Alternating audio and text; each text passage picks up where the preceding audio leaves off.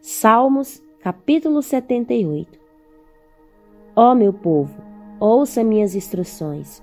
Abra os ouvidos para o que direi, pois lhe falarei por meio de parábola. Ensinarei enigmas de nosso passado, histórias que ouvimos e conhecemos, que nossos antepassados nos transmitiram. Não esconderemos essas verdades de nossos filhos, contaremos à geração seguinte os feitos gloriosos do Senhor, seu poder e suas maravilhas. Pois ele estabeleceu seus preceitos a Jacó, deu sua lei a Israel, ordenou a nossos antepassados que a ensinassem a seus filhos, para que a geração seguinte, os filhos ainda por nascer, a conhecesse, e eles, por sua vez, a ensinarão a seus filhos. Portanto, cada geração deve pôr sua esperança em Deus, não esquecer seus poderosos feitos e obedecer a seus mandamentos. Assim, não serão como seus antepassados, teimosos, rebeldes e infiéis, que se recusaram a confiar em Deus de todo o coração. Os guerreiros de Efraim, embora armados de arcos, deram meia volta e fugiram no dia da batalha. Não cumpriram a aliança de Deus, não quiseram viver de acordo com sua lei. Esqueceram o que ele havia feito, as maravilhas que ele lhes tinha mostrado, os milagres que realizara para seus antepassados na planície de Zoan, na terra do Egito. Pois ele dividiu o mar e os conduziu na travessia, fez as águas se erguerem como muralhas. Durante o dia os guiava como uma nuvem, durante a noite como a luz do fogo. No deserto partiu as rochas para lhes dar água, como a que jorra de um manancial. Da pedra fez brotar riachos e correr água como um rio. Ainda assim, continuaram a pecar contra ele e se rebelaram contra o Altíssimo no deserto. Puseram Deus à prova em seu coração e exigiram a comida de que tanto queriam. Chegaram a falar contra o próprio Deus, dizendo: Deus não é capaz de nos dar comida no deserto. Sim, ele pode bater numa rocha e dela fazer brotar água, mas não é capaz de dar pão e carne a seu povo. Quando o Senhor os ouviu, se enfureceu, o fogo de sua ira ardeu contra Jacó. Sim, sua ira se levantou contra Israel, pois não creram em Deus, nem confiaram em seu cuidado. Apesar disso, ele deu ordem às nuvens, abriu as portas dos céus, fez chover maná para alimentá-los, deu-lhes pão dos céus. Eles comeram o pão dos anjos, receberam comida à vontade. Ele enviou dos céus o vento do leste e por seu poder guiou o vento do sul. Fez chover carne como se fosse pó, muitas e muitas aves como a areia da praia. Fez as aves caírem dentro do acampamento, ao redor de suas tendas. O povo comeu à vontade, ele atendeu ao desejo deles. Mas antes que estivessem satisfeitos, enquanto ainda tinham comida na boca, a ira de Deus se levantou contra eles. Ele matou seus homens mais fortes, feriu mortalmente os jovens de Israel. Ainda assim continuaram a pecar, não confiaram em Deus apesar de suas maravilhas. Por isso reduziu a vida deles a um sopro e fez seus dias terminarem em terror.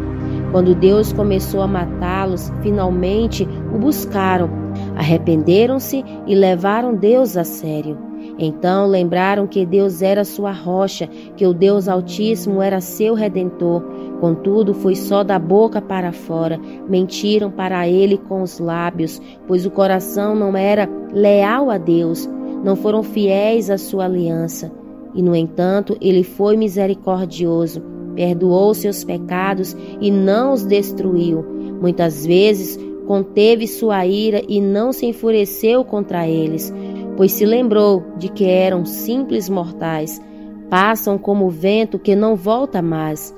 Quantas vezes se rebelaram contra ele no deserto e o entristeceram naquela terra desolada.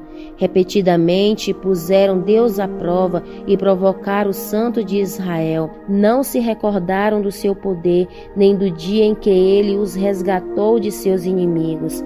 Não se lembraram dos sinais que ele fizera no Egito, das maravilhas realizadas na planície de Zoan. Ele transformou os rios em sangue, para que ninguém bebesse de suas águas. Enviou enxames de moscas para devorá-los e rãs para destruí-los. Entregou suas plantações a lagartas e as suas colheitas aos gafanhotos.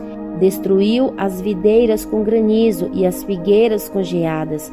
Entregou seu gado à chuva de pedras e os seus rebanhos aos raios. Lançou sobre eles sua ira ardente, sua fúria, indignação e hostilidade.